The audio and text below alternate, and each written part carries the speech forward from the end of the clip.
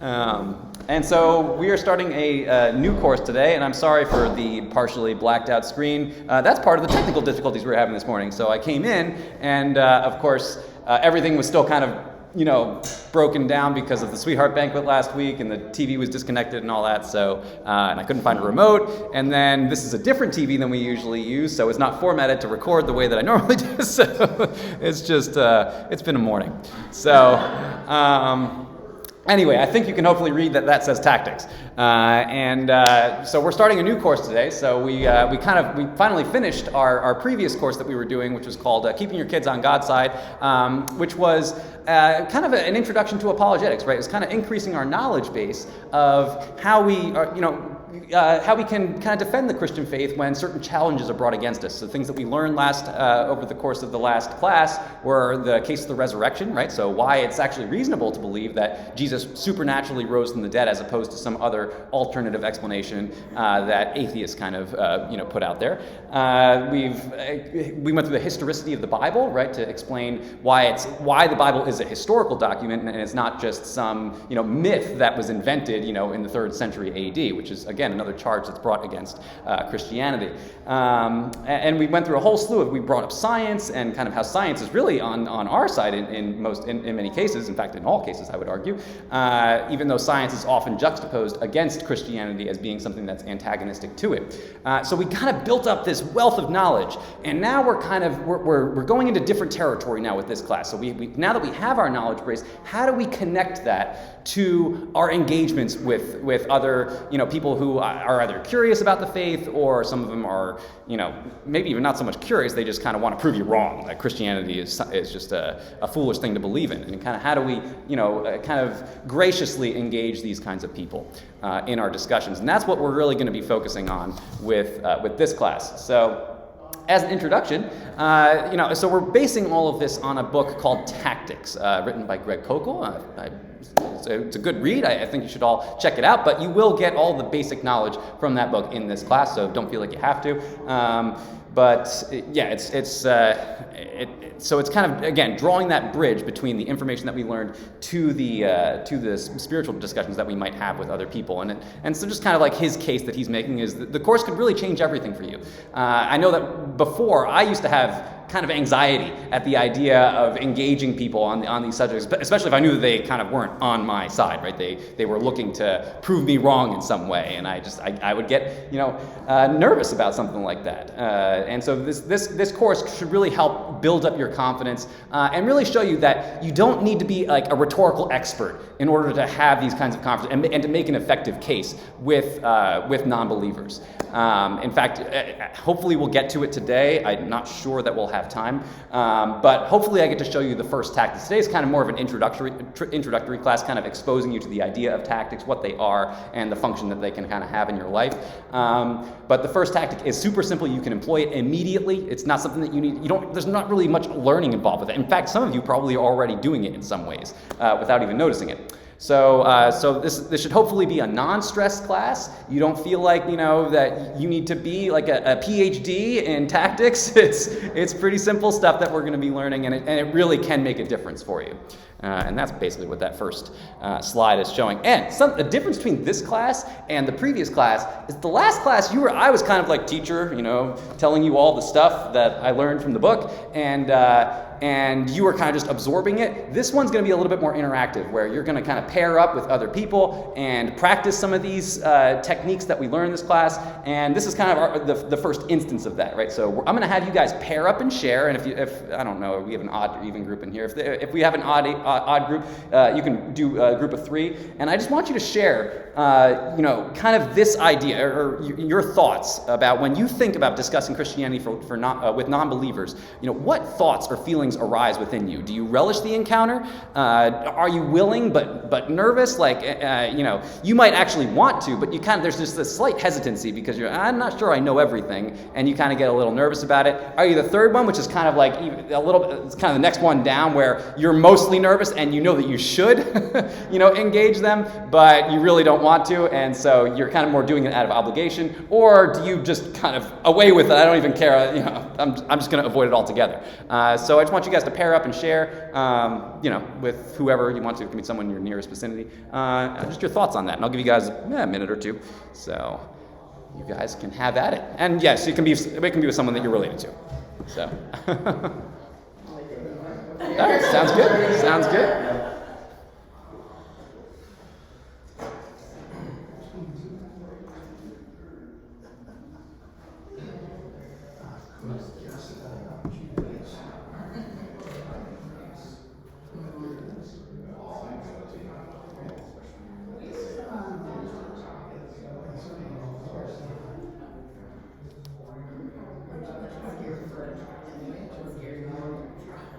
Which sounds terrible, but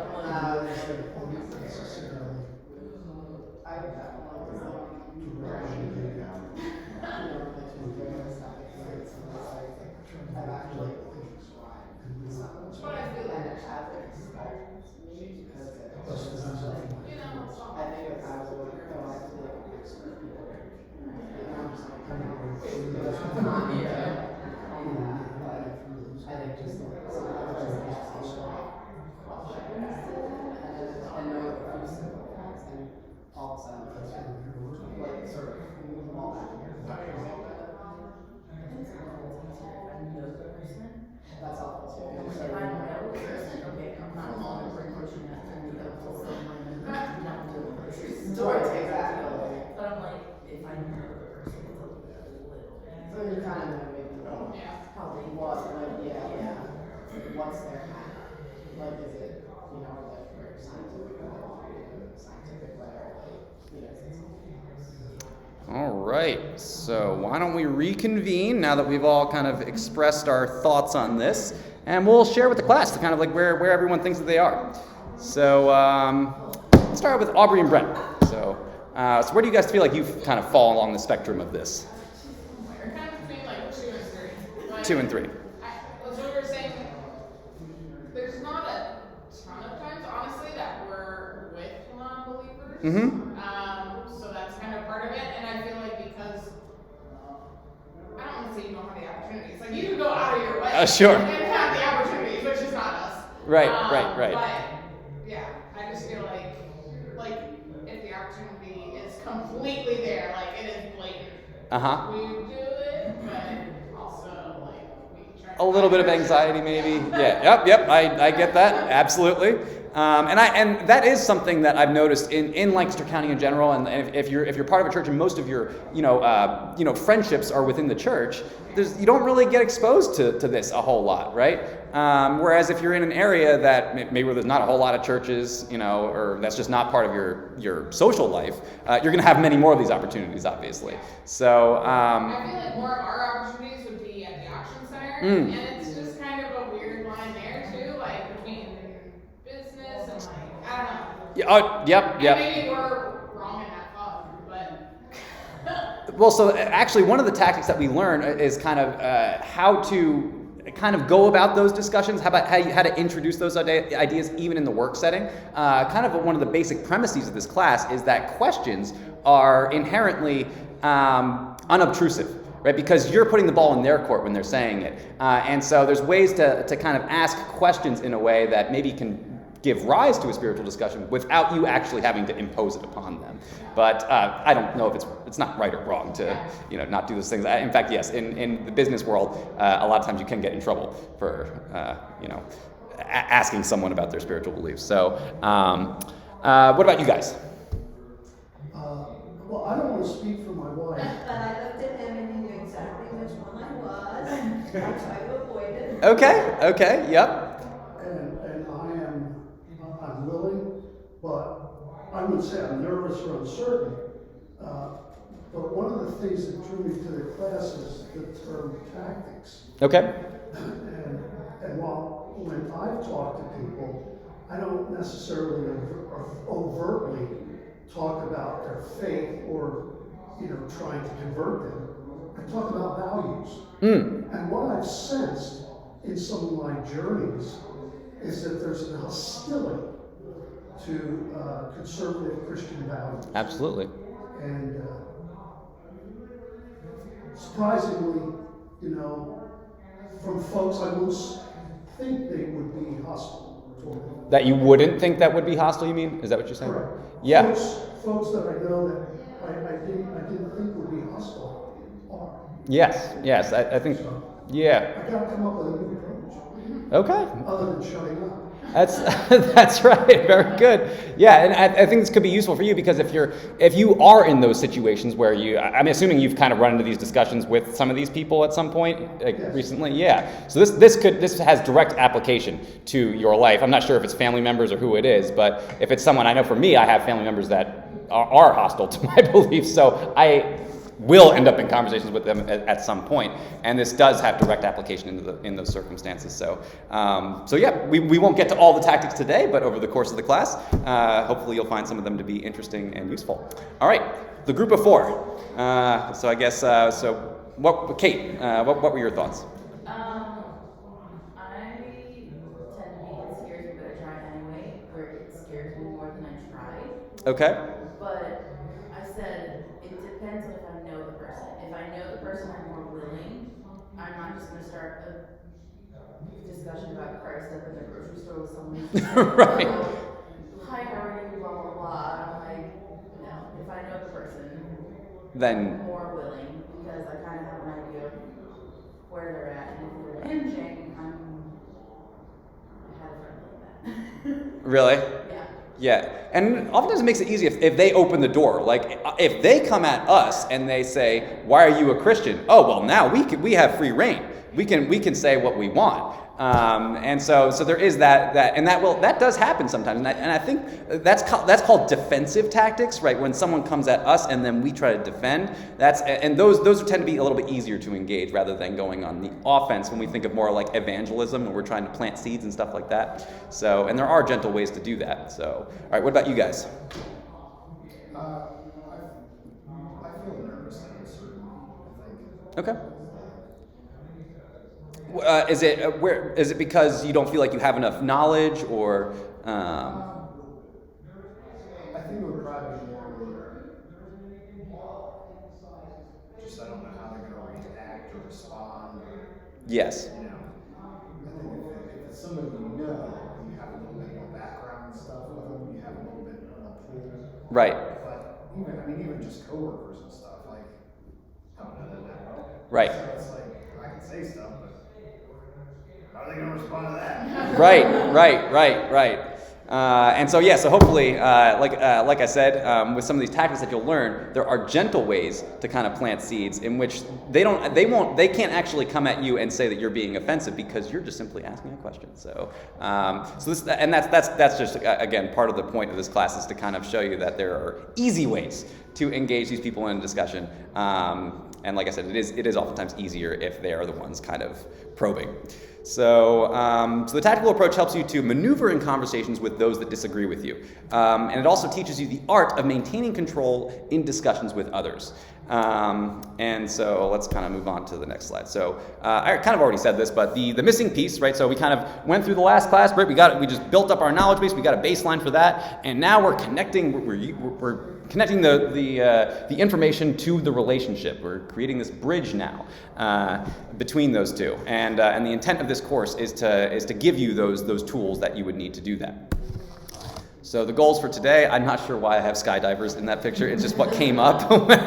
It's just, okay, that works. So we're going to define tactics, kind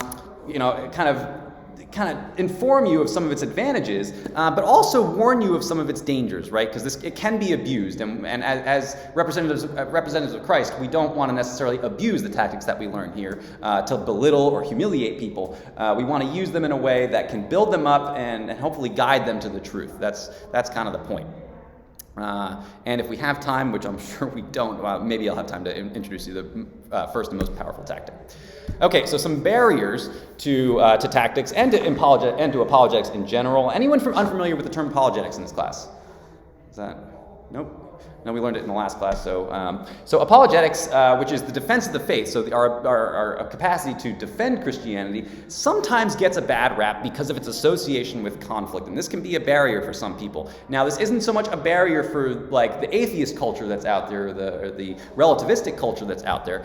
This happens to be more of a problem within Christian culture itself. Okay, so if you know something about apologetics, you know that you're oftentimes defeating bad arguments. You're kind of destroying speculation. There's these kind of fighting words in there, or you can interpret them that way. So destroying, defeating, defending, all these kind of almost military-like words. And because certain people have the idea that we really have to be kind of passive, right? Turn the other cheek in all situations. That we are not to be engaging with the culture in that sort of way. Which, of course, is not that's not necessarily true, right? So, like I said, most of the time, or a lot of the time, we are defending against people that are, coming at us with things. I mean, in fact, Jesus tells us that we are to expect conflict, right? When he doesn't come with peace but a sword, right? When we declare that we are Christians, that we have the truth, well, that's going to invite some people to say, no, you don't. And we have to be able to defend against those kinds of personalities, in those situations. In fact, to help them, not just because we want to, win an argument, but because we want to help them to see the truth, because that truth is what's going to save them, in the end, right? So we kind of want to get people to see that, but just as an opening, note, sometimes apologetics gets a bad rap because of association with conflict, particularly within certain Christian circles. A second barrier that we can run into is that even if we have the right answers, sometimes people just ignore them, right? Has anyone had the experience of like you go and you give this really great defense of Christianity, and then the other person's just like, okay, and they walk away, and yeah, so and nothing comes of it, right? And it's kind of annoying because you're like, oh, I just did so good, but no one cares. So that can be a barrier sometimes. Thirdly, sometimes the other person can overwhelm us, right, with a barrage of information. We have no idea how to handle it. They all these objections of evolution and different myths that were around the resurrection, and we've never heard of these myths, and we don't know how to answer their questions. Or the fact that they might say that a bunch of bishops in the 3rd century said that Christianity, they just basically concocted some version of Christianity that won over time. And if we don't know about certain facts from history, we're like, well, I don't know how to respond to that in any way. And even if we do know how to respond to some of them, we don't know how to respond to all of them. And we're just like, there's just this tidal wave of information. We don't know how to deal with it, right? And so that can be a barrier. How do we deal with that barrage of information that may or may not be true? And so a tactical approach is biblical, right? So we are to be shrewd as serpents and innocent as doves, right? And then that kind of ties into that last point there too. So our engagements should look more like diplomacy than D-Day. So when we're being shrewd, right, we're kind of learning these tactics, knowing kind of how to handle the conversation, but we're doing it in a diplomatic way. We're not doing it, bludgeoning them over the head, showing them truth in that way. We're not firing, a machine gun at them like a D-Day type of situation. We're, kind of being very diplomatic in our approach, and so in that way, our character is maintained. We're innocent as doves, but we're still shrewd in the sense that we know how to actually maneuver in a tactful way. Right, and that's kind of, again, what this class is trying to do. So I have Mr. Miyagi there. So our need for tactics. So our need for tactics concerns our call to be ambassadors for Christ. And ambassadors have 3 skills, which are knowledge, right, which is what we learned in the last class. So we just kind of had that baseline of knowledge that we developed, because it's still hard to really kind of give a defense if we have zero knowledge about history or the Bible itself. Even the Bible, there's a lot of knowledge that you get just from reading your Bible, right? And that can be helpful. Someone trying to come in? Oh, here's Carolyn. So come on in. We're discussing tactics. So, and then what this class is going to be mostly focusing on is what Greg in the book calls wisdom. Okay, so wisdom is gained through experience usually, right? So as we experience life, it's why, people that are young tend to, make silly decisions sometimes, right? They don't have the wisdom, they don't have the experience, they haven't developed the methods that that you kind of can only gain through experience to know how to deal with a variety of situations, right? And this class is going to be kind of a quick way of learning those methods. So instead of having to live 20 years these different techniques, we can hopefully get them to you in a quick manner. So this class is going to be focusing on step number 2, and then we're incorporating character into it too, because it's just something that I'm going to kind of say throughout the class. As we're learning these tactics, it's very easy to make some people look silly when we do them accurately and correctly. But we want to maintain our character. We want to extend, don't make them feel stupid. Don't make them feel belittled. Just kind of, is there any way I can clarify this for you? You have ways that you can kind of extend that helping hand, even while we're in some ways kind of making their arguments look ill-informed. So we got through that. So Greg also kind of takes a moment to distinguish tactics from strategy. We might be splitting hairs a little bit, but I'll just kind of quickly define what he means by strategy. This slide is going to be mostly talking about strategy. So strategy involves the big picture. So think of the large-scale operation, and that would actually incorporate the knowledge that we learn too. So it's not just those little maneuvers that we do. It's also we're using the maneuvers, but also the knowledge that we learned through study and whatever. And so it concerns the reasons why Christianity describes the world accurately. And we can go on the offensive with our strategy. We can also go on the defensive with our strategy. And so the defensive would be, like I said earlier, answering those direct challenges to Christianity. So responding to attacks on the Bible's authority, answering the problem of evil if that comes up, or addressing Darwinian macroevolution, right? So those should all those bells should be going off in your head from the last class, right? So we got some of that in.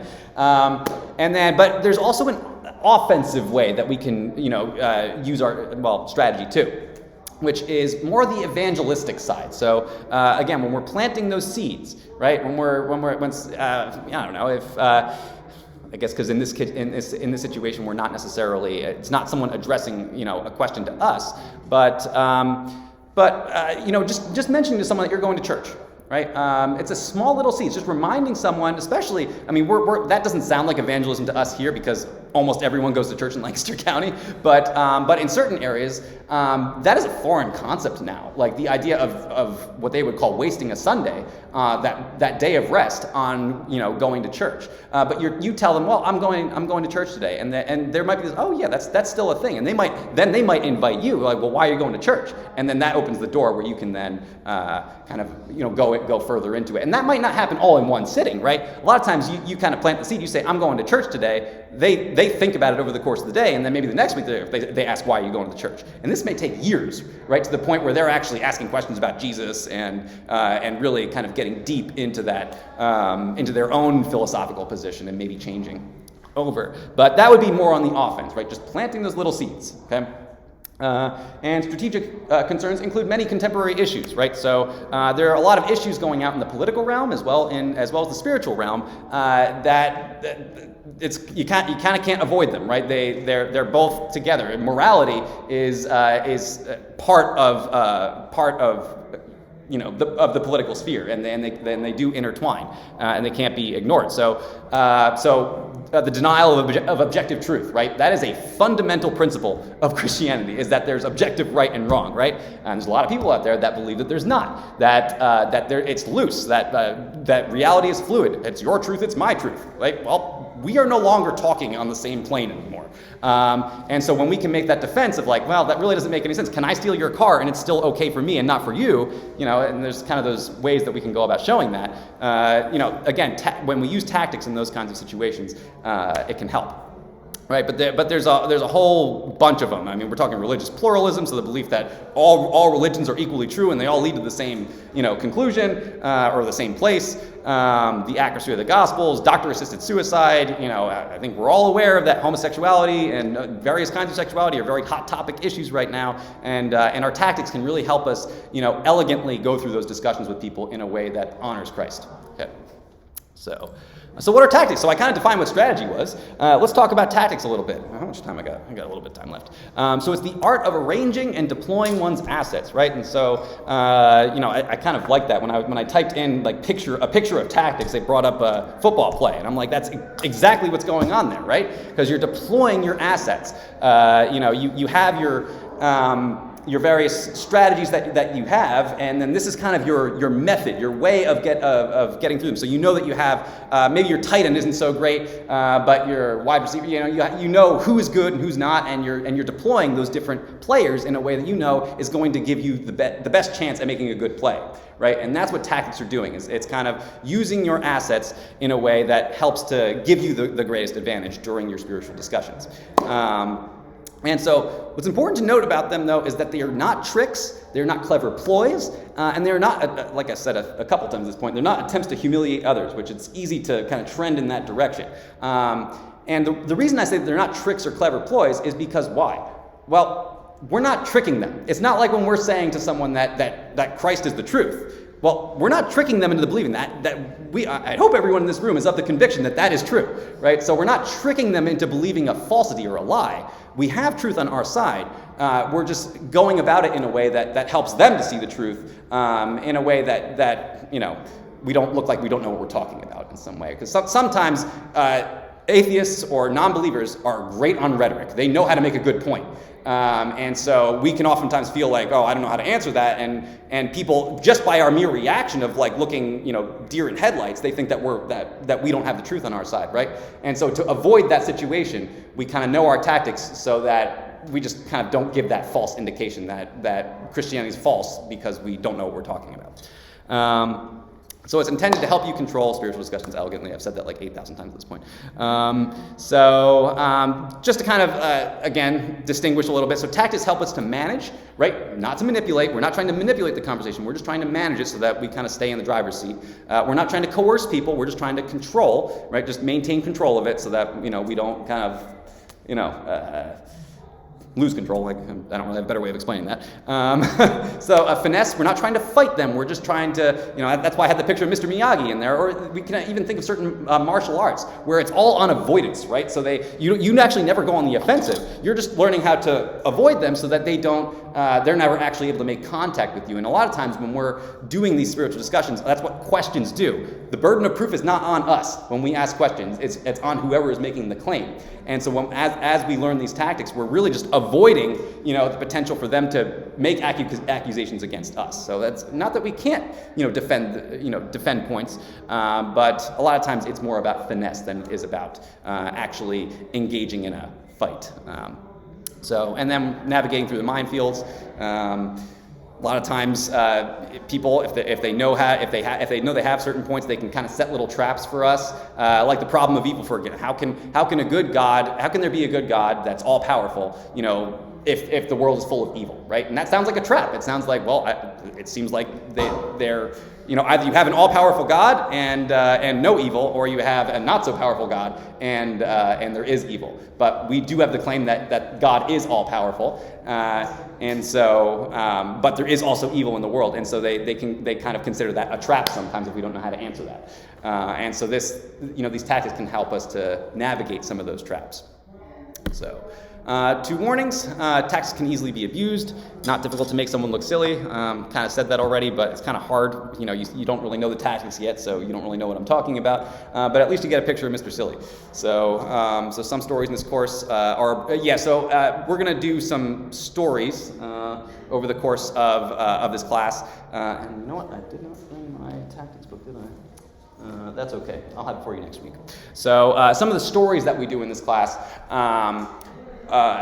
can kind of seem a little harsh, but that's because they're abbreviated. So, obviously when Greg is going through these discussions with people in the book, he's buttering them up. Well, not buttering them up, but kind of getting to know them and going through the process of, just developing that relationship, which obviously is kind of truncated out of this conversation because it's the conversation that's in the book is just intended to kind of show you the key points. And so we're always trying to make sure relationship is key and that we're focusing on that. And we're not sacrificing that in our debates with other people. So gardening versus harvesting. So before there can be a harvest, there must be a season of gardening. And I think that this is kind of, when I think of evangelism, sometimes I think I had a misconception about what I was really trying to do, right? Because a lot of us have the idea that really evangelism is unsuccessful if we don't walk someone to Christ right then and there. Right, and the thing is I think I heard this. I don't know if it was one of my classes in seminary or just something I heard someone say. But it takes about 7 years to get someone that is a staunch non-believer. If there is a chance of them coming to Christ, it usually takes about 7 years. That, on average, that's how long it takes. Right, so we cannot expect that every time that we talk to someone about Jesus, that they're going to come to Jesus right then and there. You don't know where they are in that, on that journey. Right, they might be a seventh year person. They also might be a second month person, and so we can't have that kind of expectation. And so we draw the distinction between gardeners and harvesters.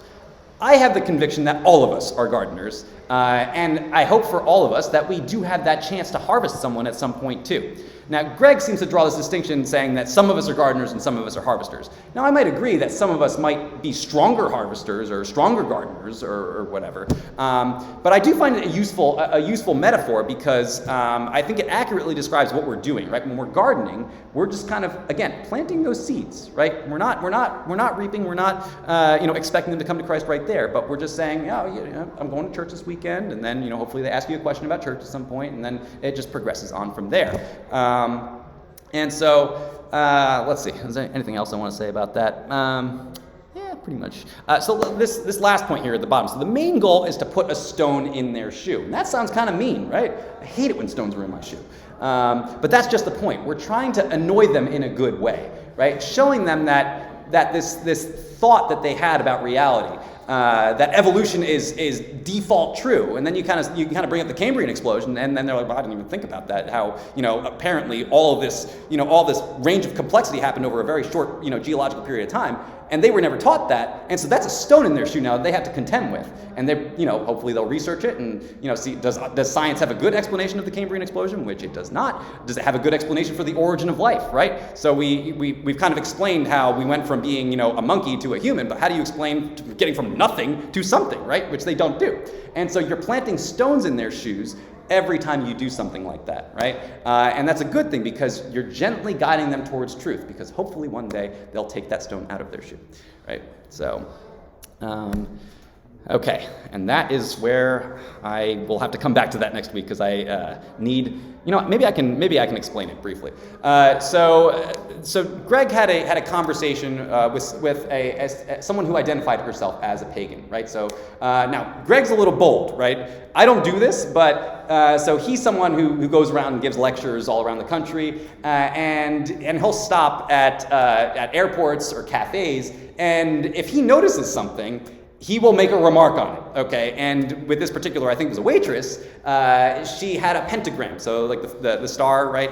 And to him, that means that, well, okay, so she must be like identified as a witch or Wicca or pagan philosophy in some way. And so he just asked her gently. He's like, oh, what does that mean? And she says, well, I'm a pagan. I believe in in witchcraft or whatever, and that it represents the 5 points of their belief system, which is something like earth, fire, wind, spirit, and I forget what the lab, water probably. But again, it's an earth religion is how she was defining it, right? And so then he asks her, well, okay, does that mean you're a Wicca? And she says yes, and she, I forget exactly how they connected this, but. She says that she respects all life. Okay, and as soon as she said that, well, that introduced, well, okay, so that means I guess that you're pro-life on the abortion issue. And she said no, right? And so he asked her, well, if then under what circumstances should you be allowed to kill someone? And she says, well, incest. And then he says, okay, so if I bring a 2-year-old out here, does that mean that we can kill it because it was born out of incest? She says, I don't know how to deal with that, or I don't have an explanation for that. But what's important to note about that is each time he was asking a question. At no point throughout the discussion did he ever say, I'm pro-life, I'm a Christian, or whatever. They were all questions throughout the entire thing. And throughout those questions, he was able to show kind of the contradictory nature of her views, right?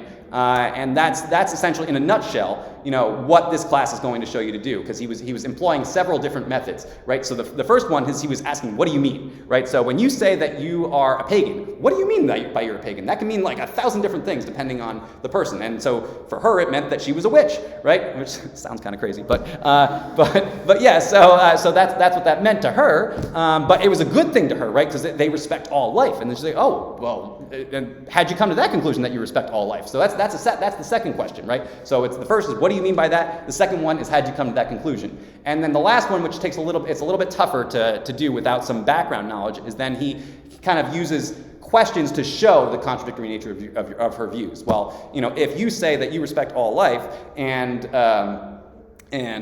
but incest is a case where you can kill someone, then he trots out the toddler, shows brings out the 2-year-old and says, well, I guess I can kill this too, and she was not willing to do that, so there was a contradiction there that he brought to light, right? Any questions on that? I should have done that probably a bit ago. I haven't asked you if you had any questions. No? We're good? Okay. So Greg offers a word of encouragement. So he's a radio show guy. So people will call in, and they'll if they have questions from the culture, right? So they'll engage with people in the culture, and someone will kind of come at them with a question that they just don't know how to answer, and they'll go to Greg then on his radio, and then he'll give him his 2 cents. He's very, very knowledgeable, especially in the realm of tactics.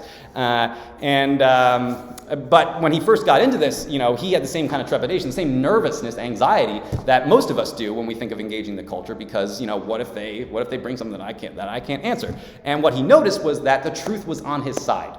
Right? So the gospel can be defended if it is properly understood and articulated, because it is the truth. If we have the truth, the opposing argument will always have a flaw, and it's just a matter of us identifying the flaw, right? And the way that we do that is through questions, right? So we kind of uncover, okay, what's their view, and then if we have some kind of background knowledge, of our own Christian convictions, eventually we're going to run into a situation where, their convictions, because it's a false world that they're living in, or a false belief system that they're believing in, eventually there's going to be a hole, and we just have to find the hole, basically. So it's really just a matter of doing our own homework. So, okay, finally, I get to stop talking and have you guys do something. I'm not sure if we'll get through all of them. Okay, so let's all pair up, and we do have pairs now. Good. So we're all going to pair up and consider each of the following situations. In each scenario, you're going to have a 10-second window to create an opportunity for further dialogue with the person. So what would you do or say in each situation? So here's the first situation. Scenario 1, there is no God. You're at a dinner party with some of your close friends at church. The conversation ranges over a number of interesting spiritual topics, and suddenly, to your surprise, the host's 15-year-old son announces with some belligerence that he doesn't believe in God anymore. It's simply not rational, he says. There is no proof. And no one had any idea that he'd been moving in this direction, and there's a stunned silence. So the challenge here is that the opportunity will pass quickly, so you only have a few seconds to initiate further dialogue. But you want to do so in a way that's productive, that will help everyone reflect intelligently on the issue. Okay, so let's all pair up, and one of you is going to, I'm going to snooze that for a second, and one of you is going to be the one that tries to figure out how to deal with the situation. So you kind of just say what you would do, and then once you kind of feel like you've expressed what you would do, then the other person's going to say what they would do, and then we'll come back and reconvene in maybe a couple minutes or so. Sound good? All right, have at it. Or do you want to pair up with me, maybe? Okay.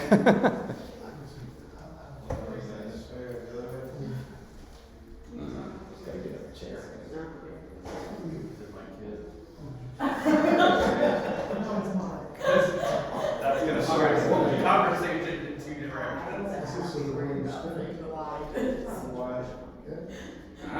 Someone already knows the tactics. Very good. Yes.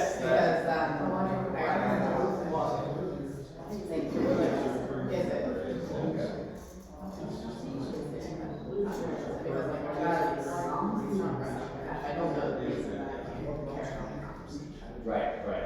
I'm also not.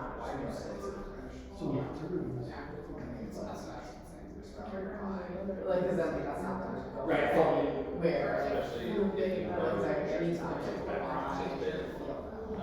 Right. where Right. You have to define, Something obviously like a crime. like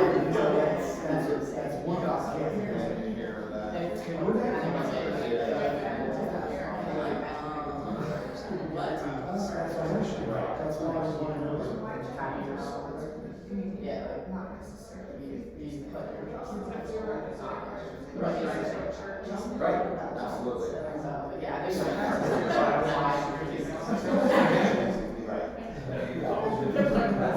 Yes, I would agree. I just want to ask, what do you mean by that?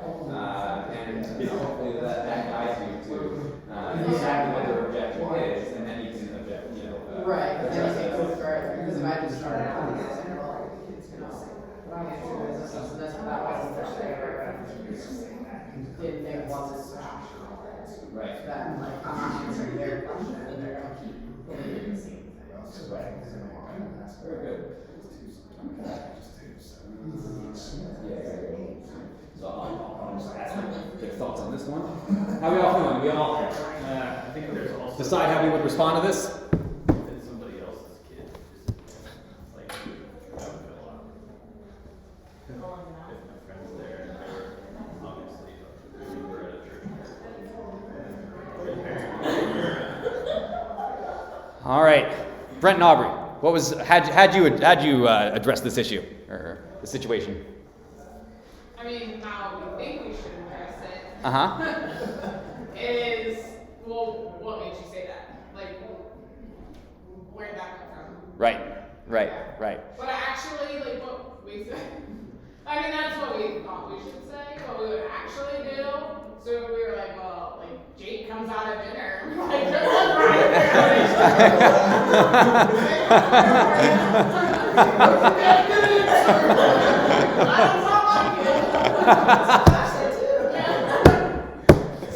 Oh, that's funny.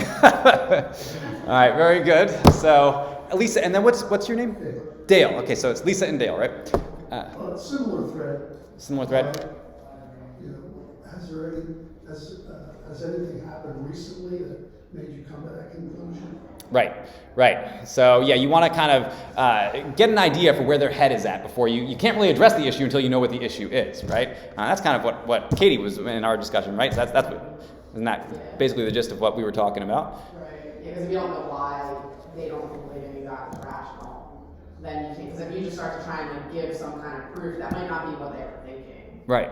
And then if you also come down super authoritarian, like, no, you're going to believe this, like, that's not going to, especially like potentially a team, that's not going to do any good. Right. And so it's like, well, why don't you think it's rational? Because I don't know the direction, where their mind is, I can't possibly then continue that conversation. Right. Absolutely. Carolyn, Ryan. I'm asking what kind of proof are you looking for?